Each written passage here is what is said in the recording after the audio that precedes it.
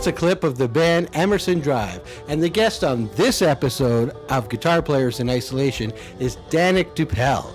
If you're returning to my channel, thanks so much for the support. I really appreciate it. I hope you've subscribed already and you've hit the notification button. And if you're new and this is the first time you're visiting my channel, I ask you to please check around after you watch it, because there's 14 other great interviews with amazing guitar players who've had tremendous careers, who've had their start in Southern Ontario. Well, let's get started and talk with Danick.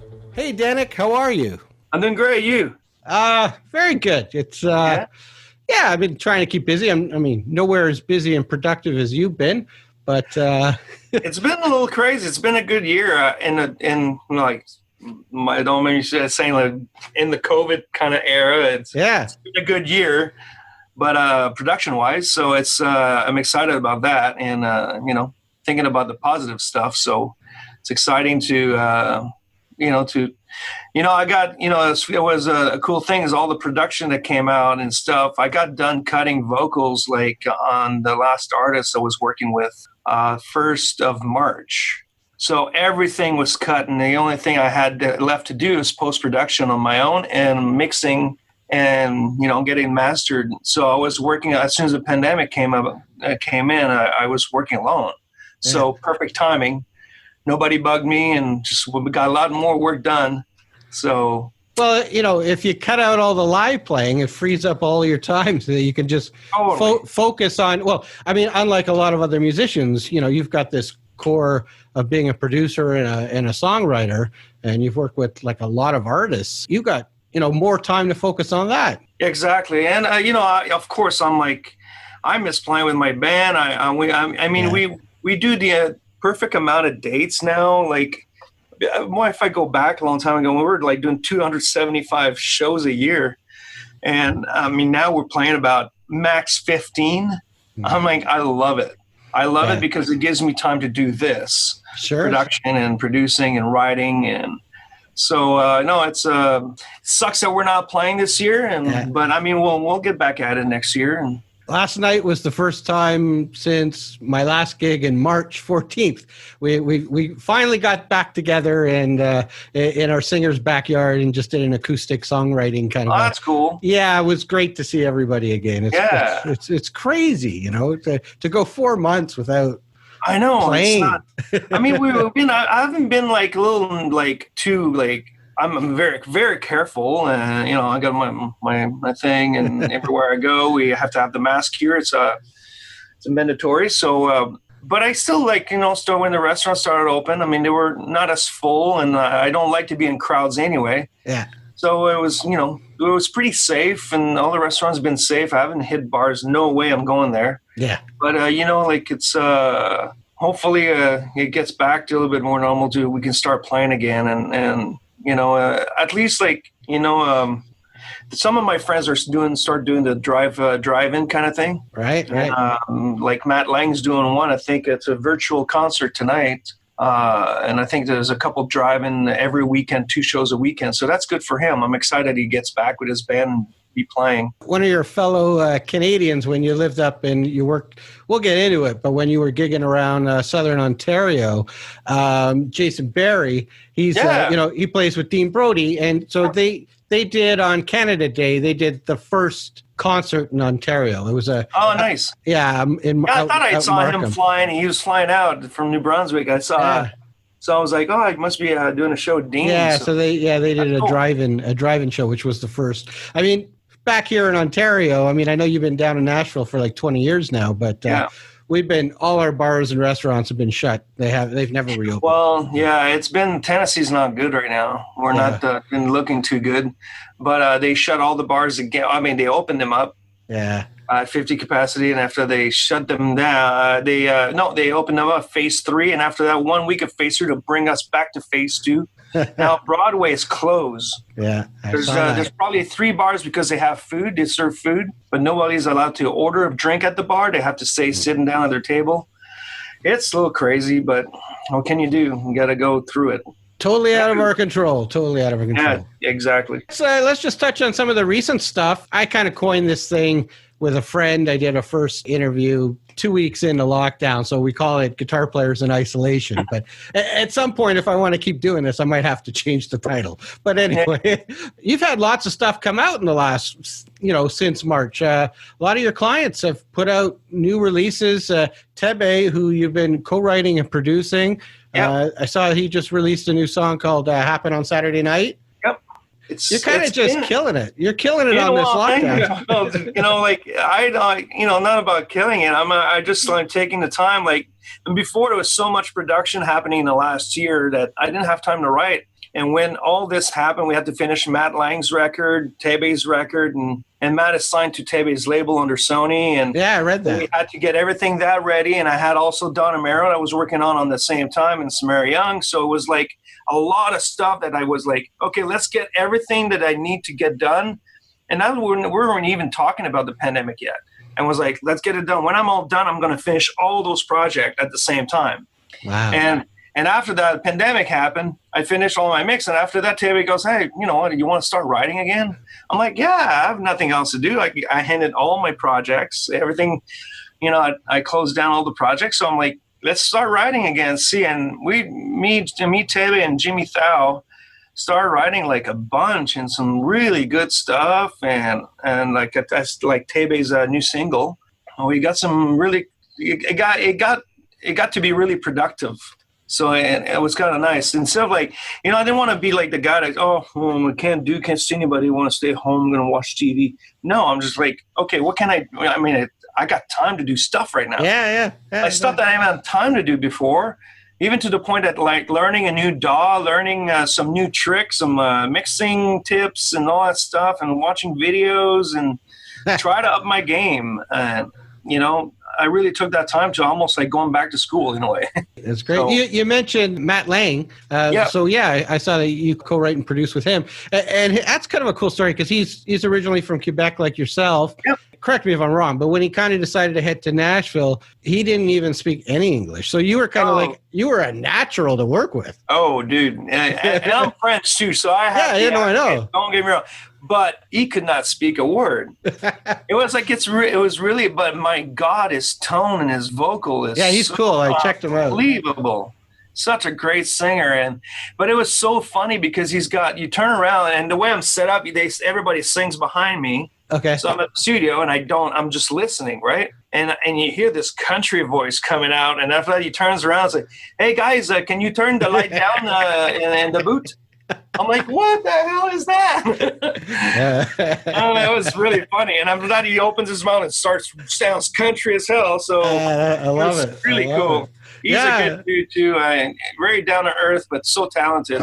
Like your friend and my previous guest, David Kalmusky, you both work a lot with Canadian artists, even though you're both based out of Nashville. We've already mentioned Tebe and Matt, but you also released a new single with Jason Blaine, whom my previous guest, Jason Berry, helped get him started. Totally. I mean, we're so involved in the Canadian country industry, and that we a lot of people would try to keep up that quality standard that we need to compete to all the Americans. Yeah. So production wise, you have to stay. I'm really happy. I saw the growth and the quality of works coming out to country radio from Canadian artists is unbelievable. Yeah, it really is. So many great producers, so many great talent, and I'm really proud of that, to be part of that, to be Canadian, and also be part of that Canadian country industry and team and family that we have up there. So is Tyler Joe Miller? Is he Canadian too? Yep, there he is. Yeah, okay, figured. Yeah, he's from Vancouver.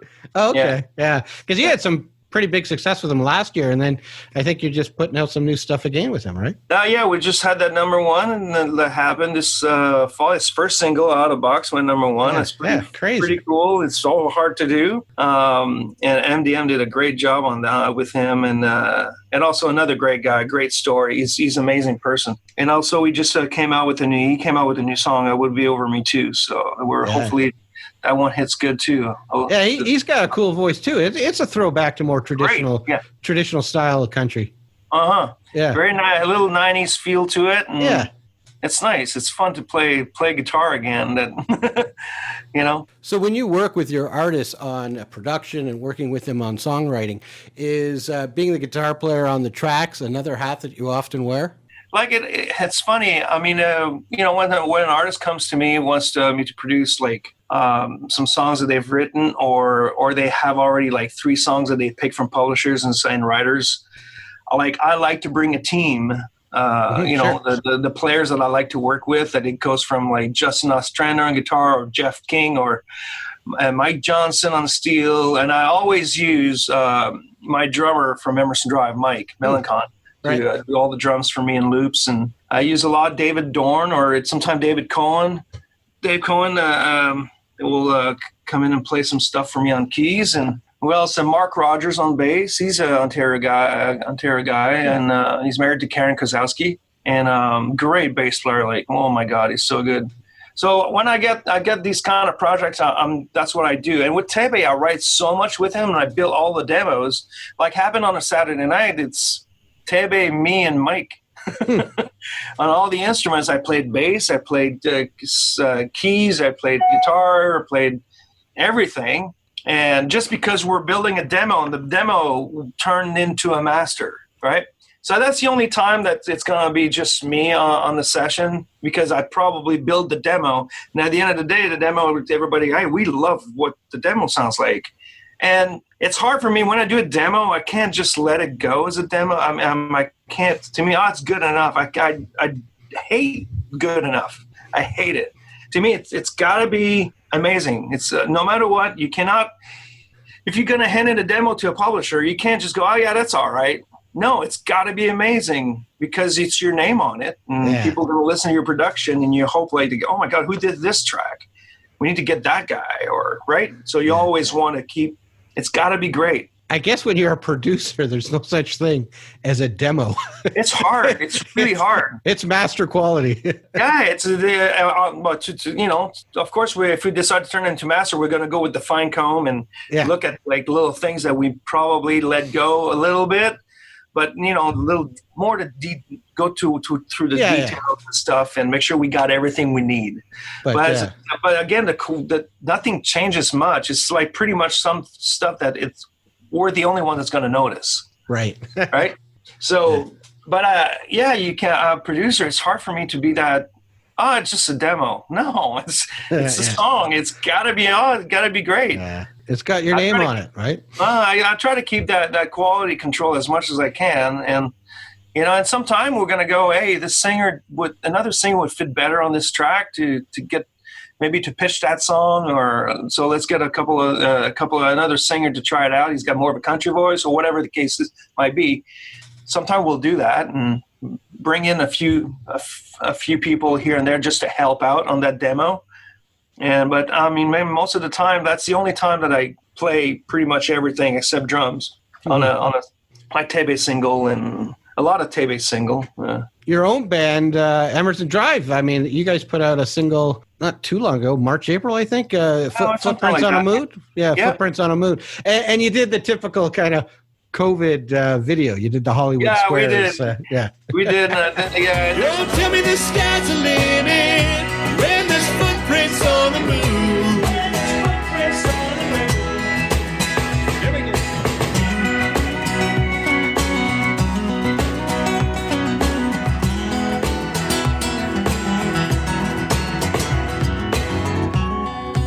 And there's another one that playing this weekend on CTV, I think. And we had another Footprints on the Moon. I had to do it again because that one that we did the first time was the hockey jerseys, I think, we had on. Oh, okay. It was for some kind of a benefit or raising fund for a state, I think Kingston's radio station. And that's why we did it. But it was already out, so it was kind of like, okay, we're going to record it again and send it for this other project. But yeah, it was a fun track. It's a fun song. I wrote that song like 4 years ago. Oh, okay. It was always in the. I said, well, we should maybe put it out and finish it and see what happens. Well, Mike and Dale, I mean, they live near you, right? They're in Nashville guys, right? Yeah. It's only Brad that's living up he's north. in Maine. Right. Yeah. But you still recorded from your own homes to. And Brad will come in. We'll find me. He hasn't come in a while because of the COVID. But He flies into town for a couple of days. I grab a bunch of vocals on new stuff I'm working on, and he leaves, and I build everything from there. These days you can do so much from remotely, and so. Have you been able to travel back up home since this all started? No. So, no, it's too. I don't have time. I don't have time to, because I have to quarantine for 14 days. Yeah. So if I've been quarantining for 14 days in a hotel, like I'm spending $2,000, and after that I still got to spend another week so if I want to see my friends and family. Yeah. Right. So that part's tough. Makes it like you got to be gone for a month, and I can't afford it right now to I have too much work to do. Well, that takes us back to where you started.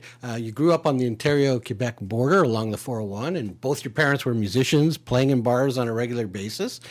Steve Piticco shared a funny story with me as a kid. I know he played an important role in your career. Oh, I sure did. I was talking to him a couple days ago because I mentioned cool. He was a guest. He was my second or third guest. I'm a huge fan of him, too. Oh, my God, yeah. How can you not be?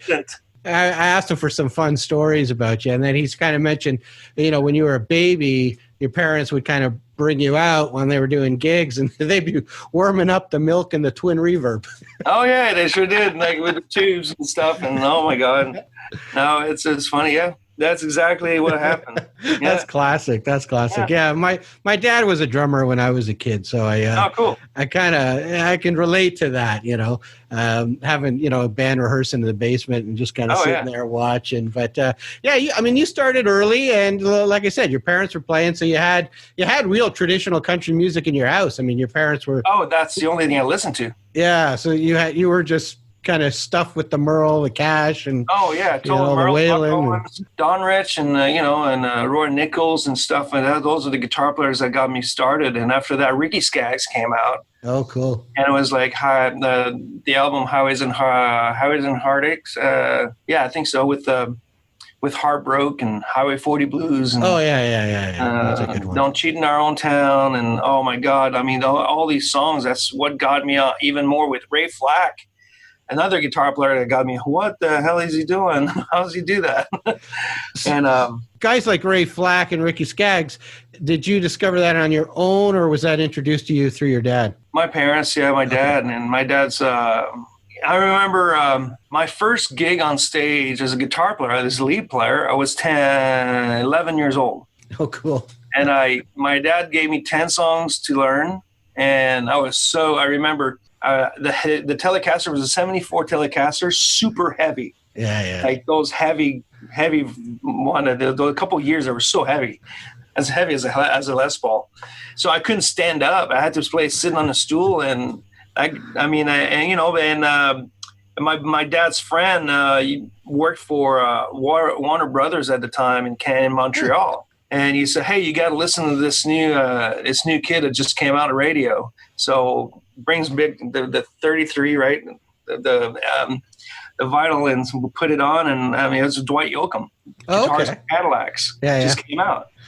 I'm like, oh my God, Pete Anderson. Oh gee, I gotta learn that intro. And I was 11 years old, and man, I was so nervous.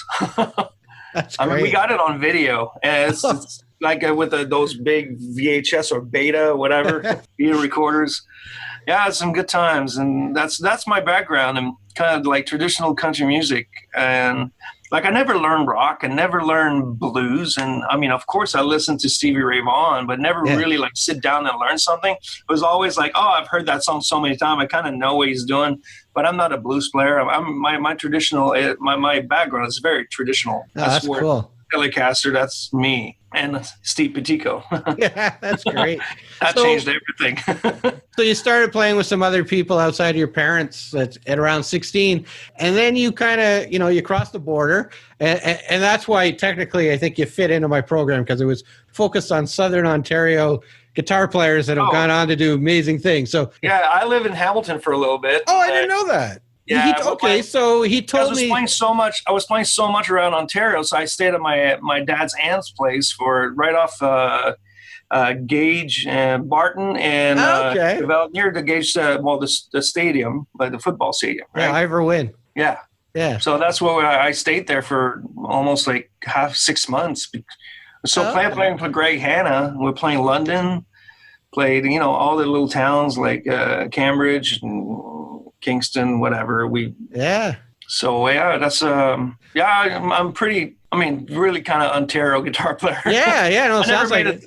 Never really made a living as a country player in Quebec. Yeah. Didn't happen. Country music was not the big thing. I read like the first kind of big name guy that you were playing with was Bruce Golden. Yeah. And so this is kind of cool because it's another guy, another guest of mine, Doug DeVoe. Do you know Doug DeVoe? I know the name. Yeah, he's got a studio out in Oshawa. Doug Johnson plays on all his pedal steel stuff. His first big guy that he started playing with when he was a teenager was Terry Carice. And Terry Carice... Terry Carice produced Bruce Golden. So it all kind of...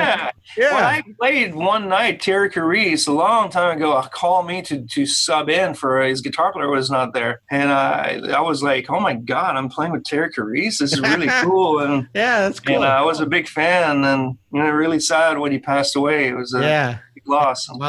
I was looking up some info on Bruce and I see that he had...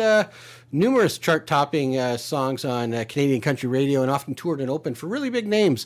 Artists like Ian Tyson, Marty Stewart, Tommy Hunter, and even Merle Haggard.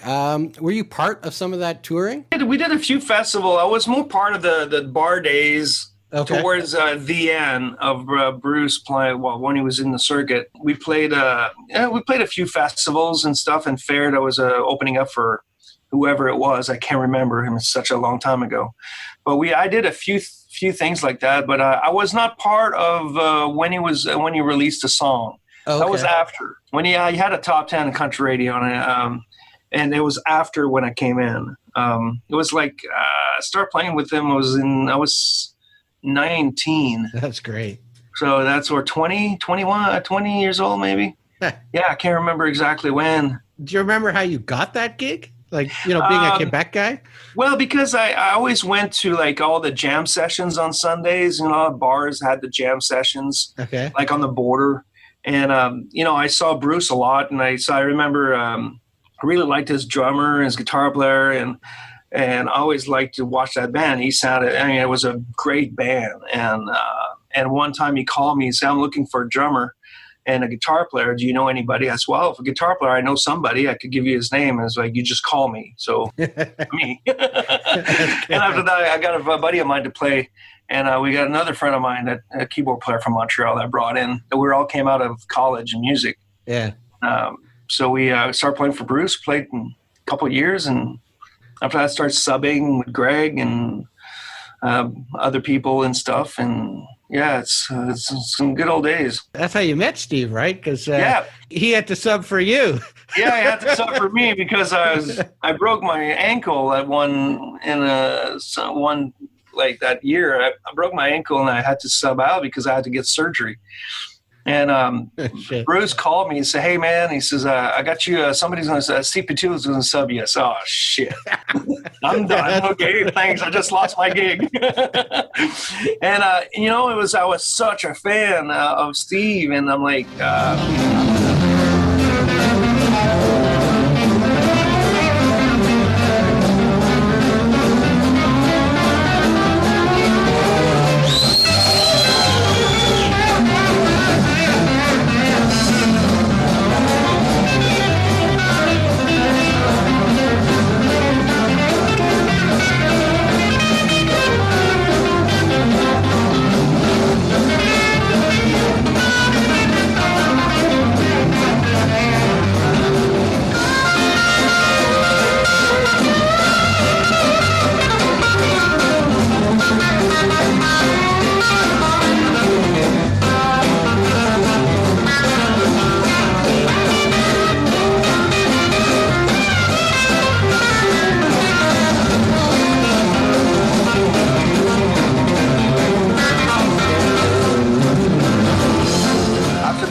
okay, well, I got to give him a call. I was so nervous. I'm like, I never spoke to him before. So I gave him a call, say thank you. And, he said, man, we need to meet up. And I'd love to. I said, can I go to your house and do a lesson maybe? And that's how we started. And after that, he called me, hey, I'm doing a jam with a friend of mine from Nashville.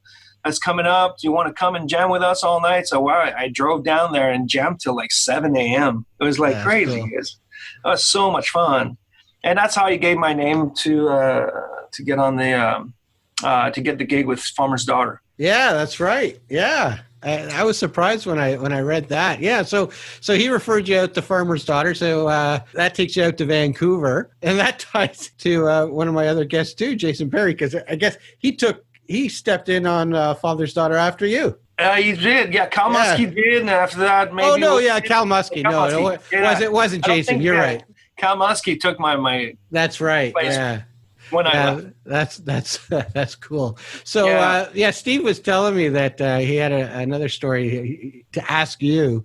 I guess he was up in South Mountain, and you were still living out kind of I guess west of Montreal there. Yep. And you were going to go to Hamilton to go to Reggie's. I used to go to Reggie's as a kid. Oh, yeah. And I guess you tested out his Vibro Kings, and then you ended up buying 2 from Reggie. Yeah, I bought 2 Vibro Kings, and I was like freaking out, and it was amazing, like unbelievable. I was like, I gotta get one. And it was so good. Cool. And I remember, oh my God, it's a long time ago, that Vibro King. Wow. I think Cal Muskie got it because I gave it to him and I traded it for an old Super. Okay. Cal Muskie had. So he had my Vibro King for a long time. And oh my God, the good, Vibro King days. Wow. You know what? I got that Vibro King. It's funny with Emerson Drive, and he when I finally got it, I was at Brad's house sleeping, and his dad and the Vibro King just came in,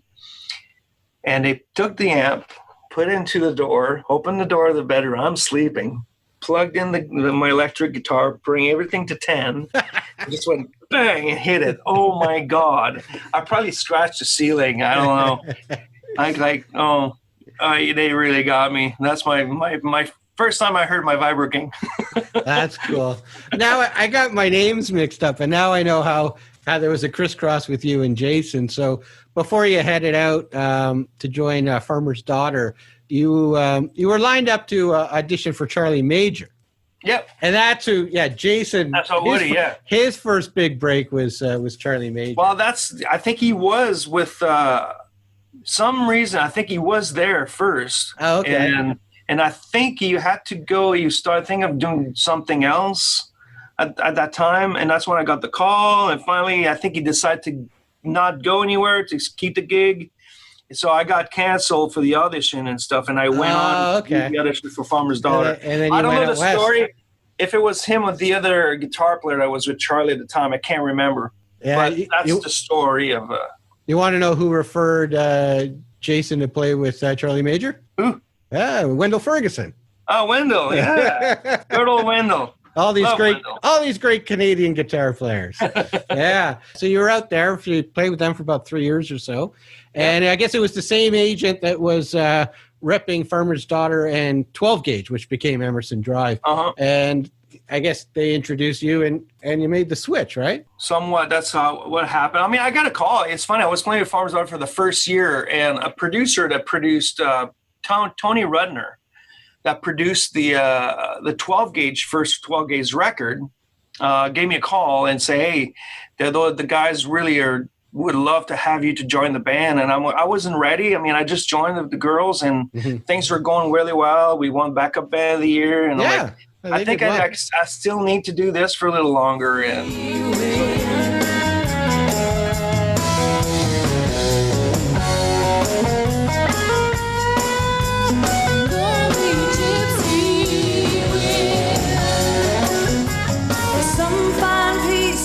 so they got a bunch of other guitar players that I guess went through, and Jerry, the manager for Farmer's Daughter, was looking at that 12 Gauge to maybe sign them for management, Jerry Leisky, and so he calls me. He said, hey, I might have, because the girls took some time off to write, and I'm like, okay, well, I might as well go back to Montreal for a little while and just play over there while I don't need to be in Vancouver for 3 months doing nothing. And I went back, and he gives me a call. He said, hey, man, I just went to Canadian Music Week in Toronto, and I saw this band called 12 Gauge. I'm like, the singer can really sing. And he says, I was wondering if you'd be cool to go and rehearse with them one weekend in Grande Prairie and, meet them and see how, tell me how they are and are they cool people? Are they good? I said, wow, I'm sure I'll go and do it. So they fly me to Vancouver to meet the band. They were in Vancouver to meet Jerry and all that stuff. And so I flew to Vancouver, met the guys. They put me on a photo shoot. I haven't played with them yet. I'm like, Jerry, what am I doing here? No, just go in the picture. Just stand there. Yeah, but I'm not in the band. No, just go in there. You'll see it. I'll be fine. I'm like, okay. So I'm in the photo shoot. I'm in the band. The posters are done. I'm there. I'm like, I haven't joined the band yet. So we go back to Vancouver. Serious manager here. I know. I'm like, okay, sure. I mean, so we get back to Grande Prairie, and what happened? I felt bad. I mean, the guys the band started out of high school, and I never really heard them play yet.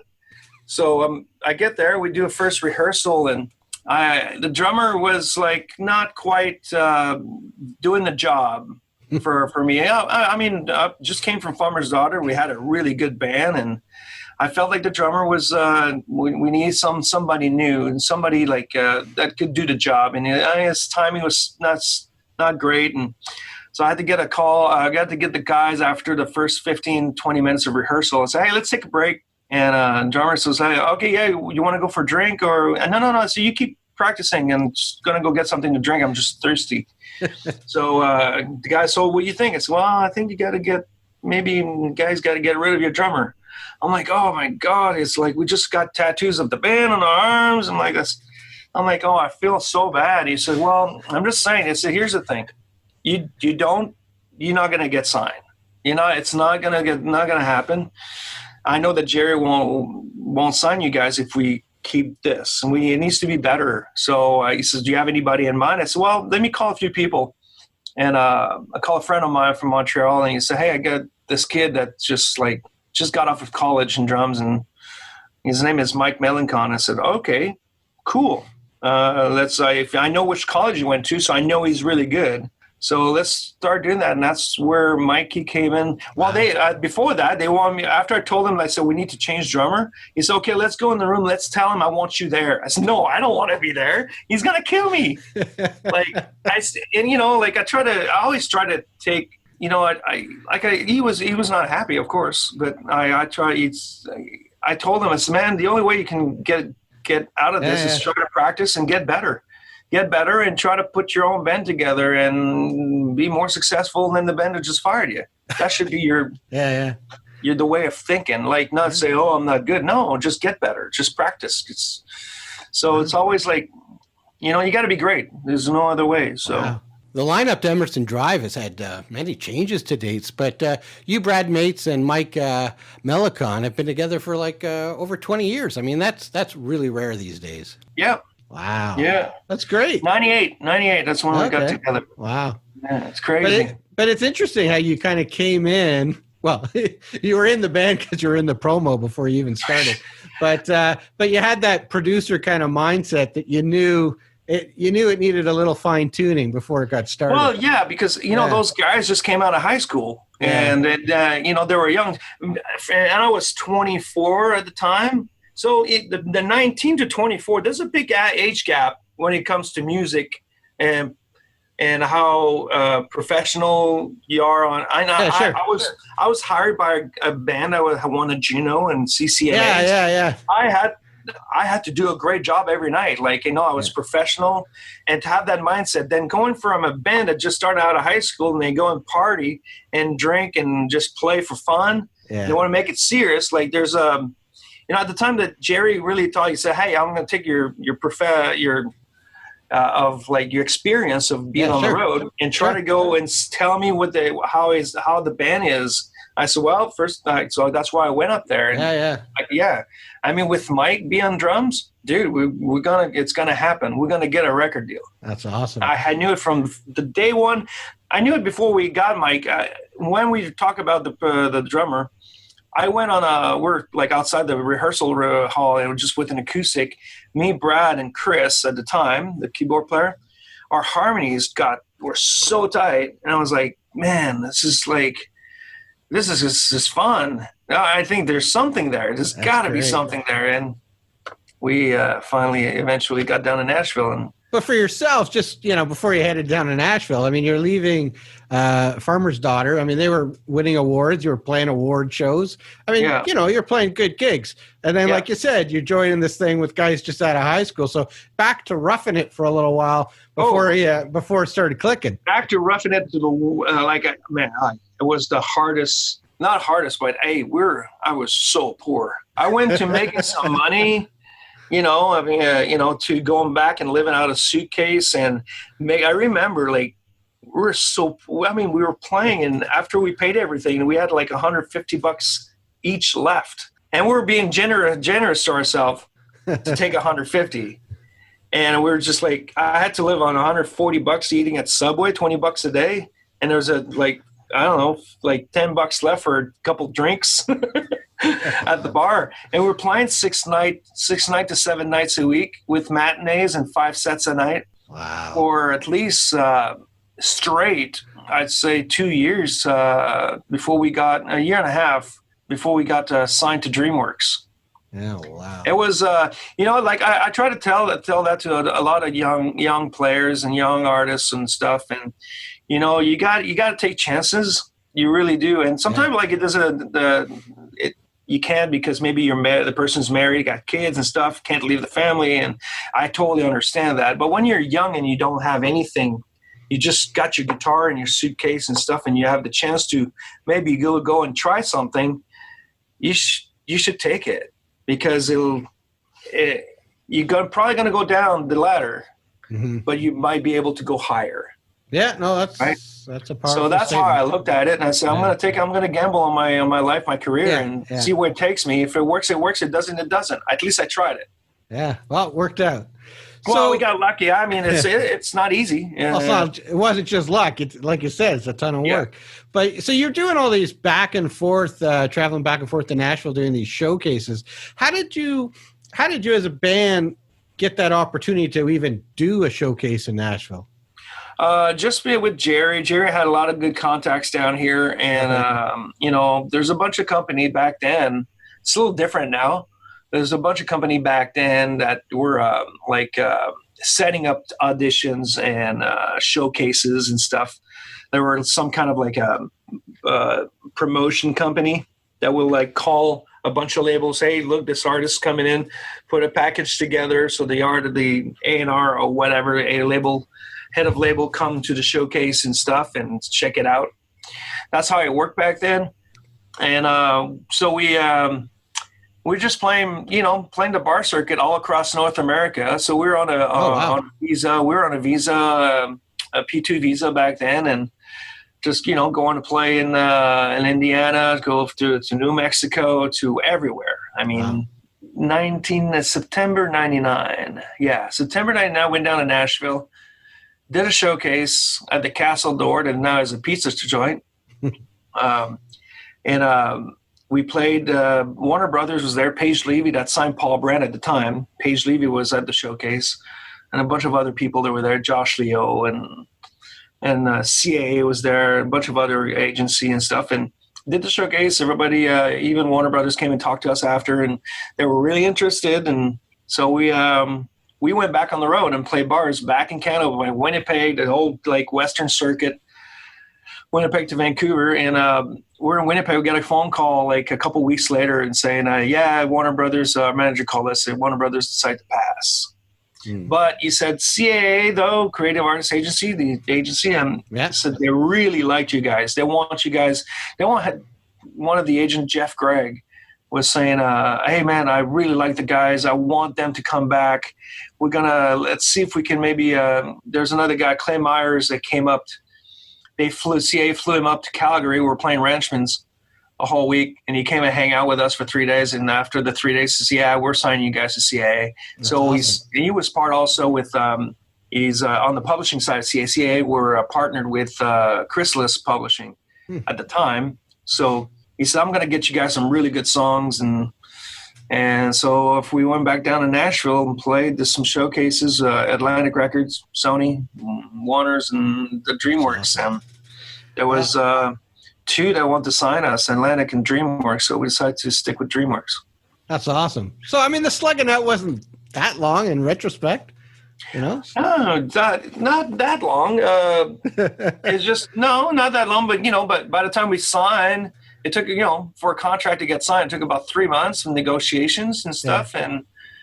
And we start hitting the studio that June, from January and June, just for pre-production to see. I think James Stroud. I remember, because back then a lot of players of bands didn't play on their records. They hired session guys, even if you're a band.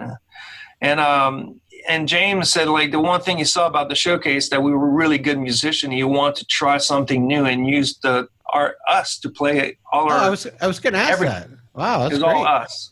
That's awesome. So we're like, oh my God, we're kind of green to working with James Stroud, that just were pretty cool. Produced like Tim McGraw, Toby Keith.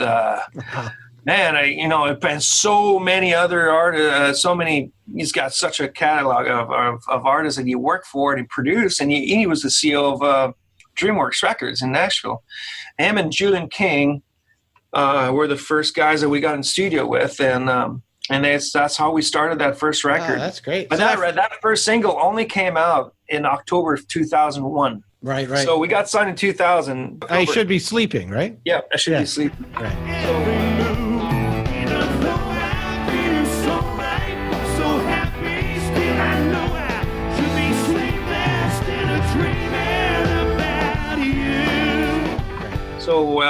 So there's a lot of like, oh my God, I remember when the single came out in October, we did our last bar gig as like cover band bars in Vegas during NFR at a really raunchy freaking casino north end of town.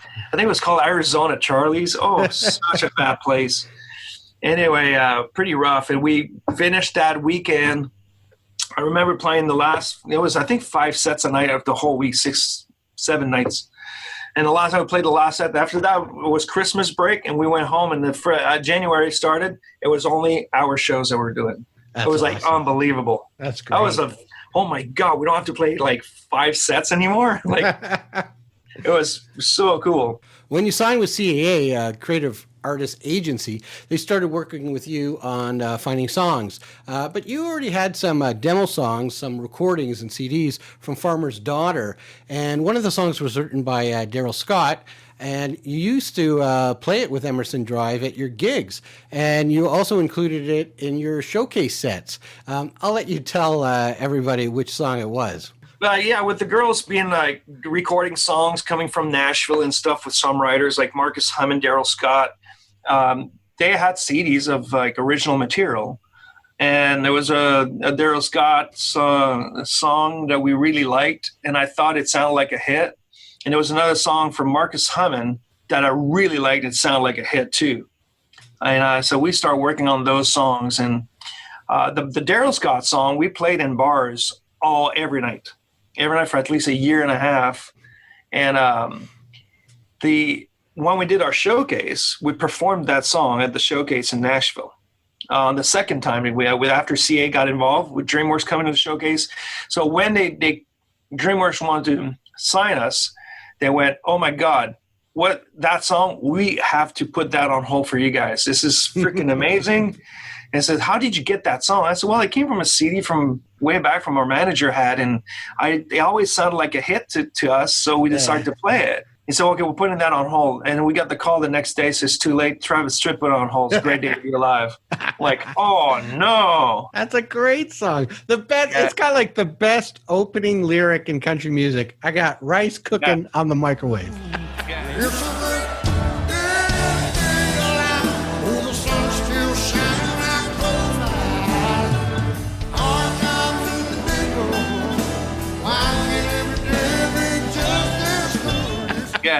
How do you start a song like that? Yeah, it's so conversational, huh? That's a great song. And then I guess for your second album, you got another cool story about. Oh yeah, I mean the God Bless the Broken Road. Yeah, that was the song that I'm like I just like let. Anyway, that song we were playing for a while, and the harmonies were so great. But the label wasn't. That song's been done before, and you know what? It's. I don't think it's no. I think it's they tried it with was Melody Curtended. I think had it out and went just like mid 40s maybe. I can't remember. It's such a long time ago. And it's no. I think it's been done. I think we got to pass on this. Like guys, let's look for another song. Look for another song. Like after that, like we said, okay, whatever. And Rascal Flatts got it out in 8 weeks, #1, something like that, and Grammy Song of the Year. You got an ear for good songs. I don't know. It's just like. Yeah. Who knows, right? I don't know. Sometimes we hear sometimes we hear some stuff. Even like there's a few songs that we didn't cut because it was not right for Brad to sing, or we didn't like it didn't fit who we were, and it went #1s for other artists. And it's just like you go, well, it probably would have went #1 for us because it wouldn't feel right. Right. Sure. You know, it's like it's gotta make sense. Whatever you record, it's gotta fit who you are. Brad's gotta be able to sell it as a singer, or any artist needs to be able to sell that song as a singer if they didn't write it. So was Richard Marx just part of the first one, or did that go into the second? Part at the end of the first one and the second record. Okay. So when the label found "Fall Into Me," they went to Richard. Because one of our radio rep guy was really good friends with him, and Scott Borchetta and Jimmy Harden. Anyway, they were friends with him, and they said, "Hey, Richard would love to produce this track on you guys." And we're like, "Oh, this is really cool." Yeah. So we went in and did a couple songs on the first record, "Fall Into Me" and "How Lucky I Am." And after that, the second record, we wanted to try to stay with Richard to do the second record. And I mean, I just listened to the second record not too long ago. Man, I just love that record. Richard did a killer job, and it's some great song. I'll Die Trying, Simple Miracles, What If. Oh my God, we started playing What If a couple years ago just for fun for 1 year. Just put it back in our set. It wasn't even a single. But man, I love that song. It's just such a good song. Let's touch on that second album because. In support of that album, you were touring with Shania Twain on her Up tour, which was that's massive. Were you playing like stadiums? It was arenas, no stadiums, but arenas. But we did it. We did twice across America. Wow. In 2003 and 2004. So we did all the venues twice, pretty much. Except two, and that was like it was a bucket list for me to play the Madison Square Garden. Never did, and probably won't happen. I don't know, but we missed that one. But we played everything else. That was quite the tour. That was definitely the biggest tour. I mean, I think she had like something like 90 employees, crew. Following every week, plus hiring another 60 people at every venues. And the catering, oh my God, catering was insane. They had 3 cooks. She flew a cook from South Africa, another cook from Eastern Europe, I think, or England or whatever, and everything was picked fresh every morning. I mean, it was unbelievable. It's hard to explain until you see it.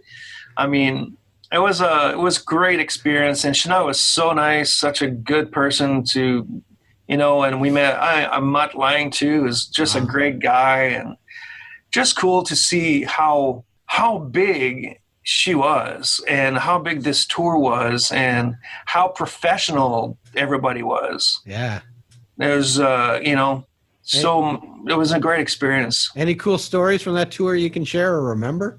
Oh my God. I mean, our set was like 30 minutes, right? And we're starting to play at 7 or 7:30 and we're done at 8, right? And back to a hotel. I mean, it was such a, I don't know. I think the story is a Mutt story. The first show was in Hamilton at Cops Coliseum. Right. It was the first show of the whole tour. Wow. And Mutt was there, and that first night, we didn't have a sound check. They were running behind and setting up everything, and Mutt was really involved to make sure the sound was right for Shania and stuff like that. And so when we got on stage, it was plug in, pray kind of thing. So the people were walking in, we were still setting up, and we didn't get a sound check. It was all ears too. And the cool thing too, Shania said, you guys use the whole stage. I don't care. You don't have to worry. You can you can be anywhere on that stage. It's all yours. She was so cool about that. That's a lot of great. people would say, no, you got to stay there. Don't move. And because it's center stage, so we thought we would have to stay on top. That's it. No, you can run around the path around the stage. I was like, unbelievable that she was let us do that. And so Mutt, we didn't do a sound check. We played. Mutt came to see us back. Came in, somebody knocking on our dressing room, and we're like, oh, who's knocking?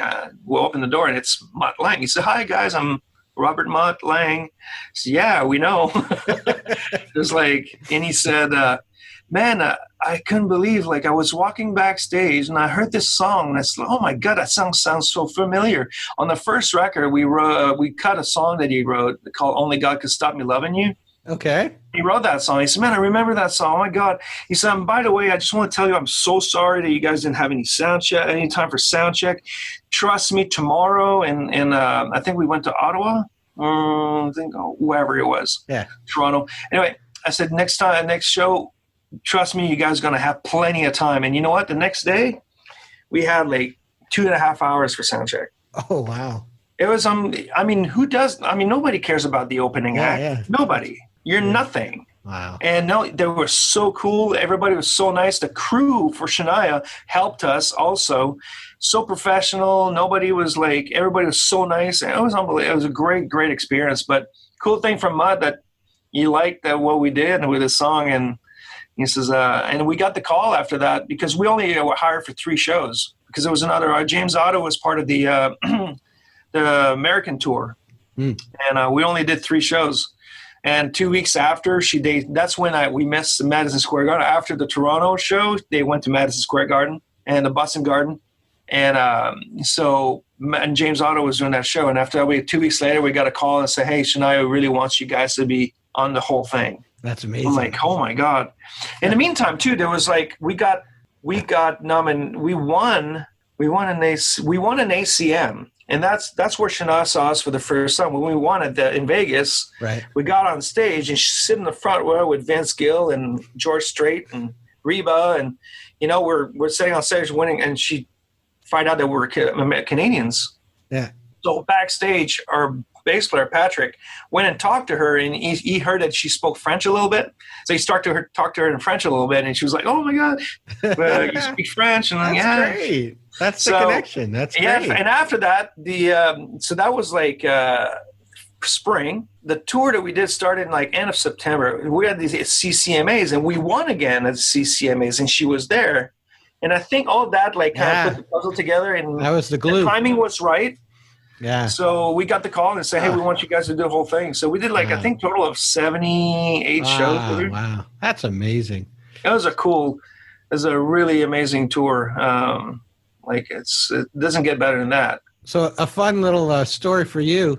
Another local guy that I interviewed, Ian McNally. I don't know if you know him. He played with Amanda Marshall when she was taking off. Yeah, I know. I don't know him personally, but I know he is. Yeah. Oh, okay. So when he got started, he was in the band up at Deerhurst when Shania was playing in Deerhurst. Oh yeah. As Eileen, Yeah, Eileen. Yeah. So. Oh wow.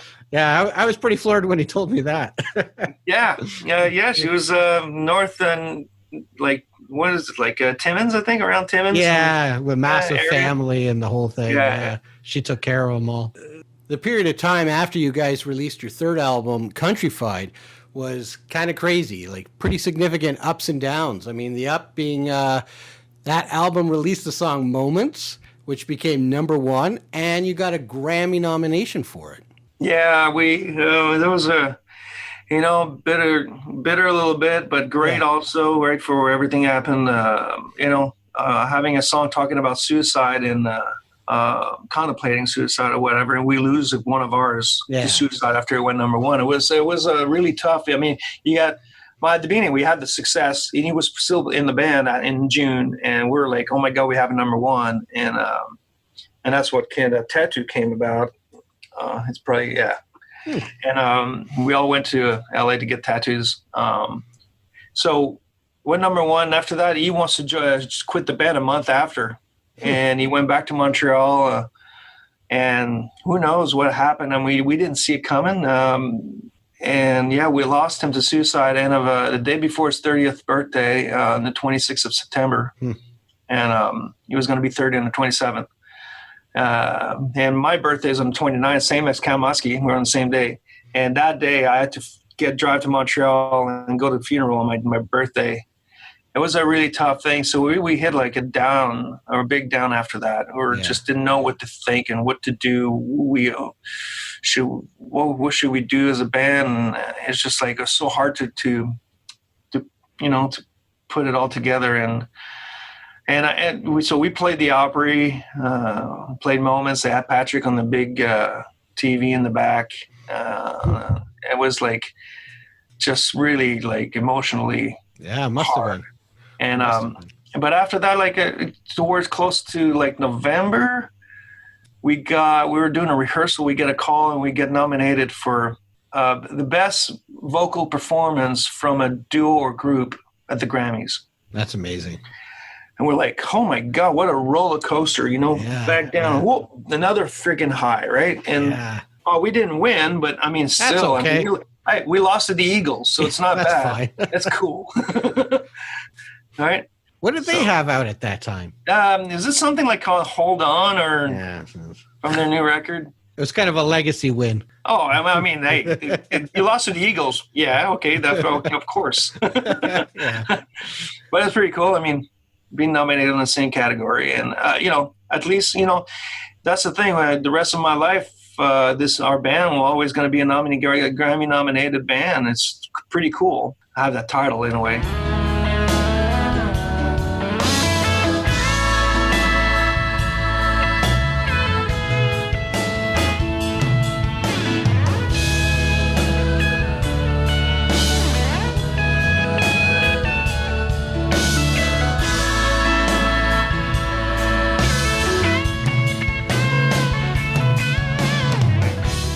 That not title, but accolade or whatever. Yeah, you'd be damn proud of that. Oh yeah, it's I got my little medal on the wall here. That's great. Another kind of pinnacle of success is to have a greatest hits album, and you guys put one out. You put some new songs out on that, but you put out a greatest hits album. I know. It's like I couldn't believe it when they say, "You guys should put a greatest hits." Oh, greatest hits, really? Which songs? So we start counting. Oh my God, I think we came up to like 16 songs. I can't remember how many. Great. 14. I'm like, wow, yeah, okay, yeah, it's true. It's been a decade, so I think it was cool to add some new songs on it too, and a couple 3 old songs acoustically that we recorded, and it was fun to put the having fresh material and stuff, and that was right after Believe record with That Kind of Beautiful, and so we're still on the high and doing good, and it was Decade of Drive. It's funny. I just somebody showed me the CD not too long ago. Hey, look what I found. I said, oh, Decade of Drive. So after the Decade of Drive album, you put your producer hat on, and you start working with your pal David Kalmusky as a co-producer for the next 2 Emerson Drive albums, being Roll in Tilt-A-World. Tell us how you started producing with David. I got everything I do now, production-wise, I owe all that to David. He, I call it, it's funny because he was always that guy that with Pro Tools and knew everything and knows, and he's like, every time I have an issue, I call him. Because he probably knows what to do with it. But it's just around the corner from you too, right? Yeah, he's right around the corner. Yeah. And so anyway, I was like, I could see the band start to slow down a little bit, and I started writing more. I was writing a bunch back then, and wrote My Kind of Crazy, Let Your Love Speak, and My Kind of Crazy on the Roll album, Decade of Drive. We had Let Your Love Speak on that. I think. I can't remember everything great, but anyway, David, I call him and say, hey, you know what, man? I think with everything slowing down, I'm really thinking might hit to go back to school and be an engineer, or didn't even think in producing or engineer. I want to be in the studio, right? And I knew a little bit of Pro Tools because he showed me a couple things. He says, man, are you crazy? Don't waste money on freaking going to college. He says, That's just awesome. Come and hang with me. Come and hang with me every day. He's just, you can't talk to me, but just sit there, be quiet, and if there's something, remember what to ask me now. At the end of the day, just ask me those questions. But most of the time he goes, hey, look what I'm doing. You see, hey, look, I'm doing this. And I'm like, I was sitting with him like 10 hours a day. Was this at the small one before Addiction? Yeah, before Addiction. Right, okay. Was right here next door to my building. Okay. It was in the back door, next door. So anyway, I went on to like, oh man, I started learning, and like I got this laptop, right? I'm running Pro Tools. I called him, I said, do you think I should get a tower?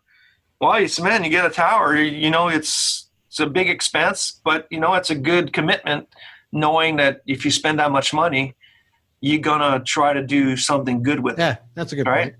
And I always look at that as, I'm always kind of guy that I need to buy exactly what I need to do the job. And if I would have stayed with my laptop, I don't think I'd be doing what I'm doing right now. Yeah. I don't think so, because having a tower, it makes you stay home and work.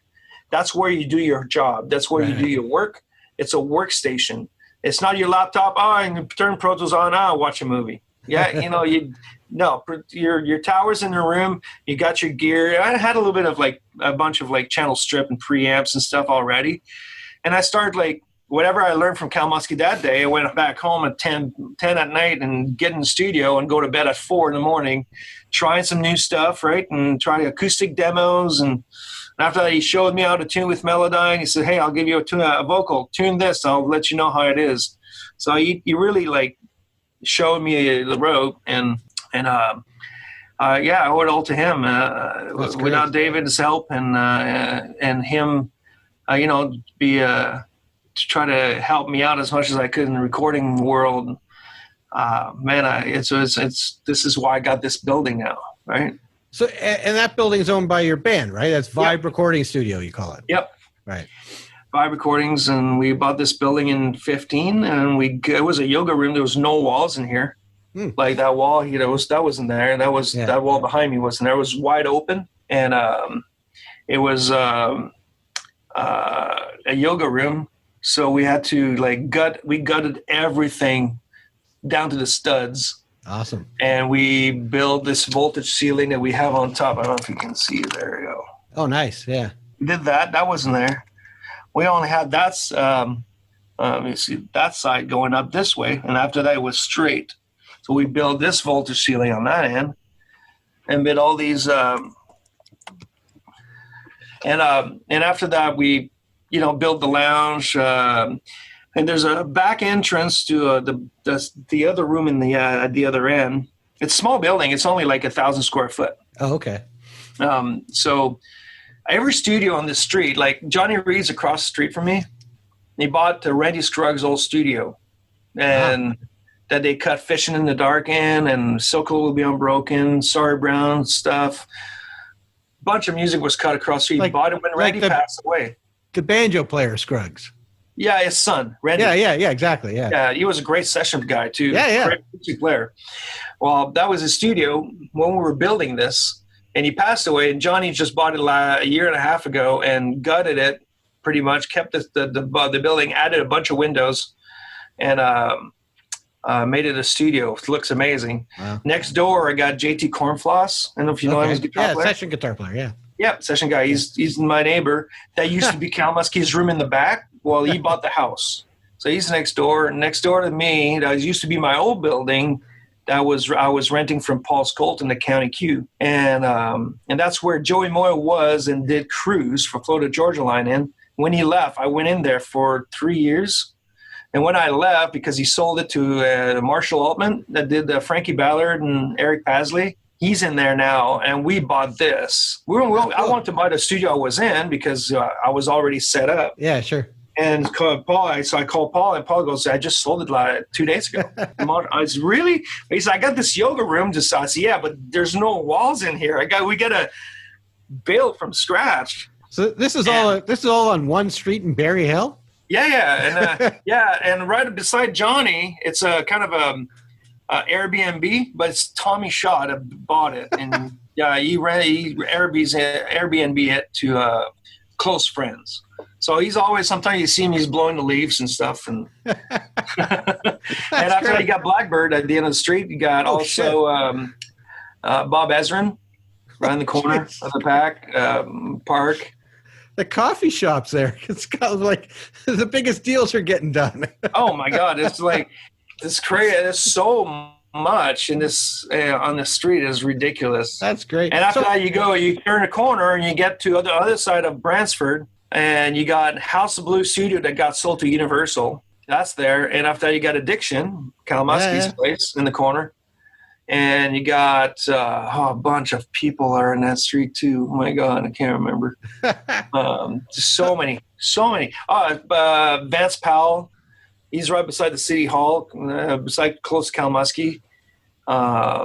He did like the Rocketeers. He did Jack White. And Peter Frampton's studio is right there too. It's a neighborhood. It's Bear Hill. It's like a big U with a few streets in between, and we're all like in that circle. That to walk to Addiction is like 5 minutes. Oh, that's great. So you guys figured, hey, I'm going to spend a shitload of money on all this gear. We're going to stick it on a hill in case there's another flood. Yeah, exactly. Totally. So how involved is Mike and Dale? Since they're both Nashville guys, are they as involved as you are in the studio? Not as me. Not like, because this is my room. It's all my stuff. Dale just keeps to himself. Doesn't do much. Mike though is on every session I do. Right. You said he does the drums. Yeah. Program. We program drums. Oh, okay. As much as we can. Like all the Tebe stuff. Matt. Wow. Tyler Joe Miller, us programmed by Mike. Mike Really? he's the man. There's nobody that can tell me that wasn't programmed. Holy He's cow. really good. So all that stuff on Tebe's program drums. Yeah. Okay, I'm going to listen to it really closely. But Tebe's a little bit more on the pop side. So that's true. Yeah. But if you listen to Matt, that new single, Getcha, that's programmed. Wow.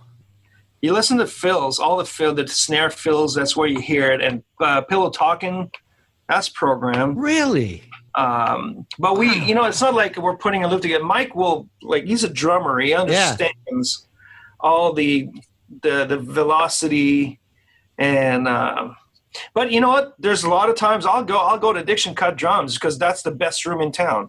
Yeah. But the budget sometimes doesn't allow me to do that. Yeah. Oh, that's amazing. Okay, I'm going to go back and listen to some of your stuff that you've produced. I would think I could be able to tell the difference, but I guess not. Yeah, and you know what? What's cool is that I always use my ears, and that's always my first. I'm not going to judge until I use my ears. And if you're telling me you did drums, I'm going to listen to it, and it sounds good. Sounds great, cool. That's awesome. Of course, I'm the producer. I knew who did it, but Mike will be the first one to say, hey, I got it. And he's so picky, he'll spend so much detail on making sure that it feels right. That's great. The thing is that it gives us the opportunity when we're on the road, me and him. Yeah. Because I gave him files and stuff, and I'm on the table. He's on the other side of the lounge, the front lounge, while we're driving down the road, and we get the drums done on one song. Wow, you could literally, build tracks in a hotel room. Build tracks, and I mean, everything is so much program stuff these days. And I'm all good for people using live drums. I want people to keep using live drums. I want to keep cutting live drums. I really do. And just like it happens, like I say, like sometimes I'm building a demo, and after that we listen to it and go, should we cut real drums to that? I mean, do we need to? Like we listen to it. I mean, I think it's fine, right? If it's fine, it's fine. It sounds great. I'm not going to change it just to, in my personal satisfaction, we went to a real studio, got drums. Yeah. It's got to make sense. Huh. There's certain even I did some tracks and it was very open, very vintage and stuff. And hearing every little detail of the stick, sometime not in, man, it was all programmed. Mike did it. Mike find a way to make it feel so natural, and it's unbelievable. That's crazy. That's great. And I love that. It's almost a challenge every time I do something. But you know what? If I have the budget, trust me, if I have the budget, I'm going to go because Mike loves to play drums. He loves to, but sometimes we just don't have the budget. Okay, but when Emerson Drive gets back to playing gigs, he's going to play drums, right? Oh, definitely. He's not going to have his mouse. A little desk and chair. No, definitely. No, we're all about trying new stuff and try to, I like, there's a lot of people that would like maybe hate the evolution of recording. They hate it. Yeah. Because they want to keep, I love it. I don't know. I'm like, great. I was, did I record on 2-inch tape like a long time ago, but I was never really involved in that era. Yeah. So I don't know much about it. I don't know much about the pre-Pro Tools. I'm not so I do what I know, and I try to try new stuff all the time. And there's a new plugins that came out that's about to do that kind of stuff, a new thing. I'm going to try it. I want to see what it does. It keeps me creative. There's so many great drum sounds coming from Spirit Drummer 3 to Stephen Slade to a bunch of drum programs out there. There's so many of them. And they all have characters on their sound, and we just try. Sometimes we know, like, hey, I'm doing this track. It's got this vibe. You should just, and all that started from doing pre-production. The pre-production, listen to it. I'm like, sure. Why are we going to the studio right now? Yeah, we don't need to go in. Like, we really don't. I'm like, listen to this track, and we go, yeah, you're right. Why are we like? I think that sounds killer. Yeah. At the end of the day, there's a lot of people that will cut live drums, and after that, they do a whole bunch of drum replacement. Yeah. It's almost the same thing. Interesting. All that is all good. I'm all for it. I love any. It doesn't matter to me if you program or not program, as long as the song sounds great and it's a great some really good production on it. I love it. I'm all about it. Enough talking about drum programming. This is a guitar channel, calling it Guitar Players in Isolation, at least for the time being. I mean, as things open up, I might have to change the name. Anyway, I see a incredible looking amp rig with many heads in the back there. It looks very similar to the one Cal Muskie has. Tell us, do you prefer recording amps, with cabinets in an isolation booth, or using the simulator kind of stuff like Fractals and Kempers? Oh, I have the Kemper right here. Okay. It's right there. There you go. There's the lunchbox. Yeah. Lunchbox. Because I started using it live. Oh, okay.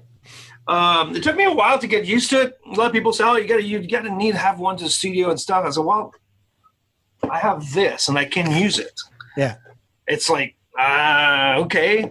So, but live, I used to play with. I had a couple of vintage sound amplifiers.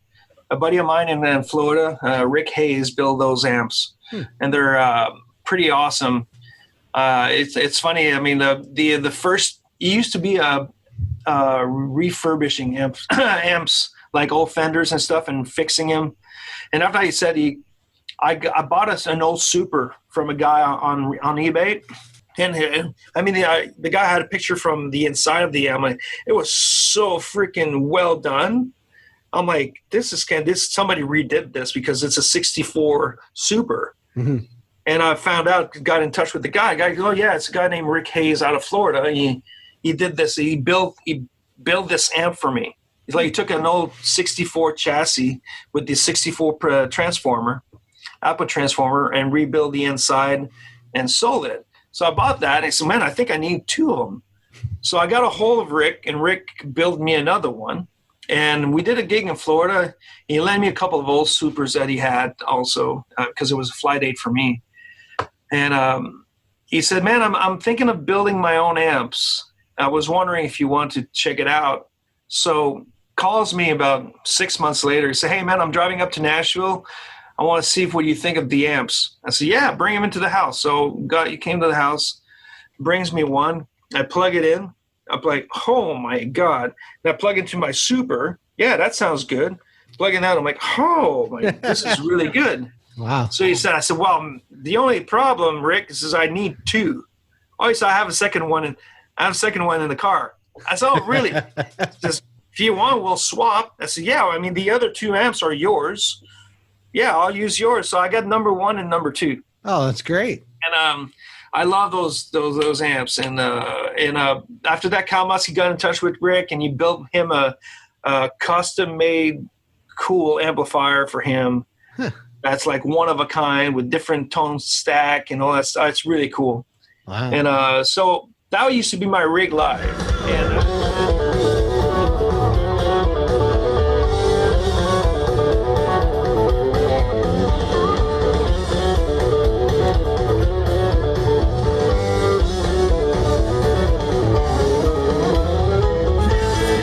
And after a while, I'm like, live, my buddy had a camper. And I was like, I tried it, and I'm like, I don't know, it's not doing it for me for live. So he kept bugging me about it. I'm like, and after I realized, like, you know what, live, it's never always perfect. Yeah. It's like maybe you hit 70%, 75%, because you're always dealing with different kind of power. Maybe it's a generator power, so there's sag, or there's too much power. It's never the weather, the mic are inside, now it's outside, the ambience. It's never perfect, but you always like, at least you got your tone and it's 75%. Well, the camper is at the 100%. No, it's not, but I'm hitting 90. Yeah. Every night. That's what everybody says. So it's not perfect, but I deleted everything that was in the camper, and I did my own profile of everything I have here. Yeah.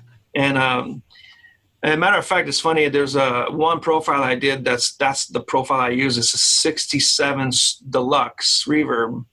That my buddy, I didn't have one. That my buddy, I see you have a couple of Deluxe back there. One's a Vibrolux. Yeah, I think the bottom. It's a Vibrolux. Okay. The bottom's a Vibrolux. Yeah. I forget what interview it was. I said I got to make my background look more interesting. So. That's good. Well, anyway, so the guy had a 67 Deluxe. He brought over and he said, "Let's try to do a profile on this." And the profile turned out to be awesome. That's my profile I use for every song. That's cool. Okay, cool. I love it. Yeah. And so the camper I use it for live mainly. Right. So for recording, you're using that amp. My rig. Yeah, I use my amp. And my main amp is that 94 Matchless HC30. That's it. I mean, I've seen so many videos. I mean, there's that classic the Premier Guitar rig rundown with Brent Mason. Right, yeah, he talks about the Matchless, that it's the pre-something era. It's Samson era. Samson, yeah. So that's what it's you got amazing. too, eh? It's really amazing. Is it? Okay. Oh yeah, that's my main. I'll show you my main rig. Is this guitar. Oh, cool. It's a 67. It's everything. It's that guitar. It just plays amazing, sounds incredible. It's light as a feather. It doesn't weigh anything. Was that one of your dad's originally? Or, no. Okay. It's that one got stolen. The one that okay. It got stolen. But yeah, this one's just like amazing. It's got a 66 pickup bridge because the other one died. Okay. It's got a 66 bridge on it. Nice. It just sounds good. It's beat up. It's got straight, because I think it was probably painted one time. It's probably butterscotch or Olympic white. I can't remember. Yeah, that's probably. And they scrape the paint off, and you can see all the the notch. I don't know if you can see it, but it's like, okay. Yeah, I can see it a bit now. Yeah, cool. Yeah. Very cool. So that's one, and that's my main Telecaster. You got that 63 Strat? Yeah, I do. It's right here. Ah, cool.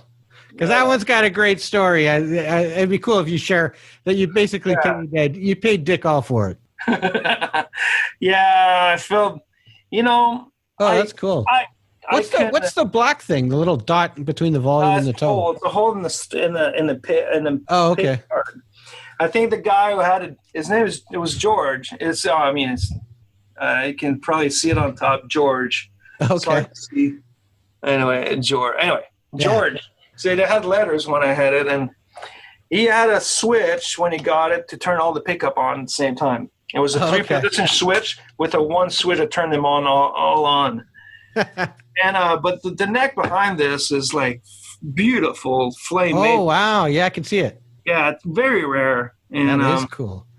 Wow. So yeah, that's my Strat, and it's the story is pretty amazing. I'm so grateful. this guy that my dad played every Monday night with, George, Uncle George, I call him, had this Strat. Well, he came, let me go back. He came back he went to my dad's house, and he had a Seagull acoustic. My dad fixed his guitars a little bit, and he went, he says, can you fix my guitar? It's really hard to play. Like, the action was high. So, and when my dad went in, I had a deal back then with Guild. I had a couple D55s. And so I gave him to my dad. He walks in, and while my dad's fixing the guitar, he grabs one of the Guild and he goes, "Oh my God, that plays so good. It sounds so good." He said, "Man, would you be willing to sell this?" My dad goes, I said, "I don't know." And he said, "Well, and my dad goes, "Hey, did you say that you had a Strat under your bed?" He goes, "Yeah, but I don't know if I want to let it go. I mean, I had that for a long time." He said, "I can't remember when." He said, "Well, I'd probably trade in." Like, he said, "Well, let me think about it." He said, "Can I go look at the Strat?" He goes and look, and he sends me the picture. I went, "Oh, you're kidding me. Come on. It's not right." Like, that's the first time I goes, no, it can't happen. Yeah. Anyway, my dad goes, "Dear George, take the Guild, take it home, play with it, and, if you feel like you like it and stuff, we can talk." And George gets back, and 2 weeks later, and they were jamming, and my dad brought the other Guild to the jam session, and they're playing, and he didn't bring that Guild. He was playing his Seagull. My dad goes, "Listen, do you see this Guild? Sounds pretty good, huh?" "Yeah," but he said, "It doesn't sound as good as the one you lend me." He says, "You know what?" He says, "By the way, just tell Danick that the Strat is his." Oh, jeez.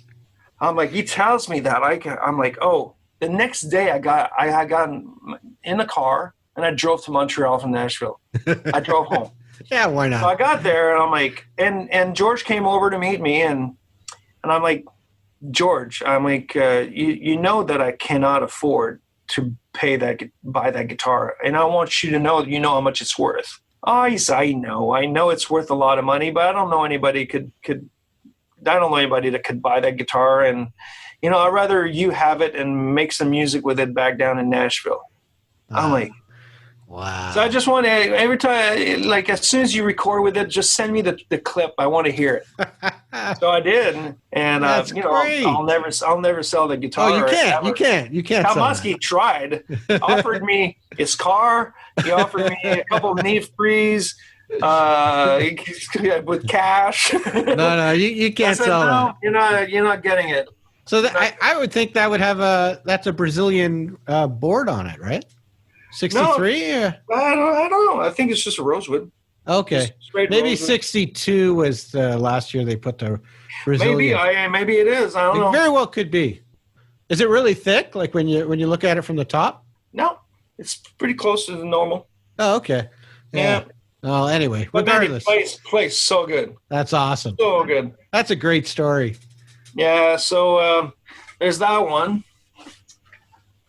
There's my dad. My dad built this. That was my main guitar for so many years, all my bar years. Oh, yeah. Steve told me your dad builds benders. Yeah, and my dad builds benders, so that's... Oh, wow. So he built. Well, you should reach out to Jason, because he mentioned in my interview he's got his own guitar that's coming out, and he was in the process of looking. Yeah, he got a hold of me. Oh, okay, cool. And I gave him my dad's number. I don't know if they ever. Oh, okay, talked, cool. Or maybe they did. Yeah. Oh, that's great. Is that a sparkle finish? It's hard to tell. Yeah, it's almost like I was such a fan of Riggy Skaggs. Yeah, sure. And Riggy has a kind of a purple kind of Telecaster. Right. Glazer was a Glazer. Glazer guitar, and we try to find something close to that paint. And if you turn it, it blue, and sometimes you turn it, you see purple. It's kind of a cool color. Heavy. Oh my God, it's so heavy. Oh, okay. It's as heavy as my last ball. Your dad was using steel, I guess, for the. It's white ash, and that's the thing. But hey, it sounds great. Plays great. Oh, that's cool. That's great, man. And after that, I got more. Oh, This is Gibson. my other main. Is that a 45 or? Yeah, 45, a J45, and it's a Jeez. 57. Oh boy! It's just amazing. It just sounds so good. So you record mostly with that one if you're doing Everything with that. Even like because I thought because J45s have that warmth and vintage sound to anything you do. But you don't usually if you're going to do something a bit more pop and a little brighter, I'm going to use maybe the Martin. I have a Martin. Yeah. And but this, I start playing everything with it, and it sounds great. Wow. I'm like, just love it. And how do you mic it? I usually have an option. I usually use it pretty much at 214, really. Okay. And I got a mic tech here. Sometimes I'll use a pencil mic. Although I really like, for some reason, that's a cheap mic. I just love it. Oh, great! I just love the way it sounds with it. And I got also like the Steven Slate, and I just got not too long ago. It's kind of cool. I'm trying it, but it's pretty cool on this Zoom thing. I got this one angle on you, but then you just keep bringing stuff in. Yeah, I got a little rack here. There's not much here. It's pretty much built for like overdubs and stuff. And yeah. So I don't know. I got a couple Neve Pre 500 series, Brute compressor, and a retro double Y compressor 500 series, and an EQ of Brat from Inward Connection. That's pretty much that. A couple old Trident Fleximics for my mic, my amp mics, and so that's the J. That's great. And there's another good story here. There's another one. Yes. Okay. Nice. It's my dad's friend. He was. He just called. He said, Sorry, is that a dove or a hummingbird? Hummingbird. Okay. It's a 67. But you see all the red. It's all nicotine. And the guy was a smoker who owned it. My dad's friend. I see it now. You can smell it. It smells like an ashtray. Still, it's like it's not going away. But another great sounding Gibson. It's such a small neck too. Okay. Like the J is pretty jumbo. It's like a baseball bat. But yeah, this is so tiny, so small, and it's so cool to play. And yeah, he called my dad's friend. Called my dad, and he said, "Hey, ask Danick if he wants to buy this guitar. I'll sell him the price I paid when I bought it in '67." You get good deals, man. Oh well, he's a friend of the family. Yeah. Stuff, and I gotta say I got lucky with a few guitars, definitely, and well, you can't sell them. And I don't want to sell them. They're going to the grave with you, man. I don't want to sell them because I use them. Yeah. So those are great stories. Yeah, and the rest is well, I can show you. I mean, with this, let's see. So you see my pedal board right here. Okay, cool. There you go. There's my pedal board here. And a little rack. That's pretty much what this stuff is. And there you go. Oh, you probably get to see Johnny's place. It's hard to see through the glass, I don't think. Cool. Danick, that's great. I love these guitars and love the guitar stories. So like I've done with my other guests, we've done an isolated guitar lick. So if it's possible, if you could show us a 4/8 bar guitar lick of yours, maybe something from one of your songs, doesn't really matter. If you could play it kind of up to speed and slow it down a little bit so we can learn it. Oh, sure, yeah. All about cool. it. Yeah, I'll get you a lick and go, let me think about it. All right, great. Hey, guys, here's a song that I produced for Matt. It's called More, and I'll play the intro for that song. It's I played it on my 67 Tele with my matchless head, and so let me play it with I'll play with the track, and after that I'll play it slower for you guys. So here we go.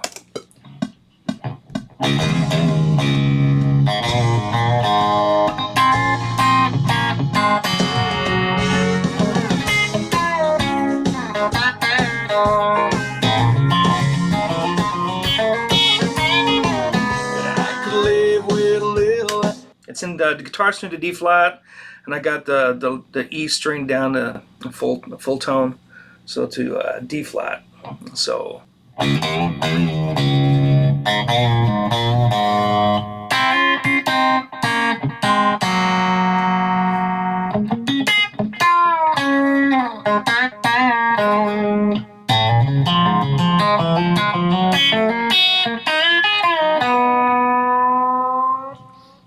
Let me try that again. All right, a little slower.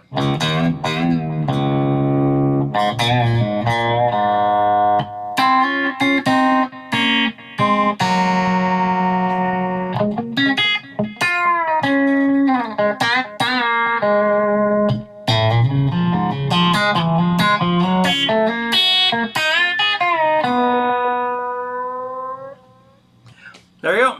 Hey, Danick, thanks, man. That was a great lick, and thanks so much for your time. It's been a blast interviewing you, and grateful to you for being part of this program. I mean, you know, you're technically from Quebec, but you spent your early part of your career in Ontario, so you qualify as a Southern Ontario guitar player who's done amazing stuff. I wish you all the success with Emerson Drive and all your recording clients, and maybe one day if I'm allowed to cross the border, I'll come down and say hello. I definitely would love to have you here. Oh, that's awesome. Thanks again, man. Appreciate it. Pleasure. Thank you. Many thanks to Danick Dupelle for giving me a bit of his time and participating in my series, Guitar Players in Isolation. What a thrill to have somebody with such an amazing career. You know, he technically from Quebec, but he played most of his beginning shows in Ontario, so I still qualify him as an Ontario guitar player. Great career down in Nashville, producing, still doing work with Emerson Drive. What a thrill to interview him. I hope you liked that interview, and if you did and you haven't yet done so, please subscribe and hit the bell notification button.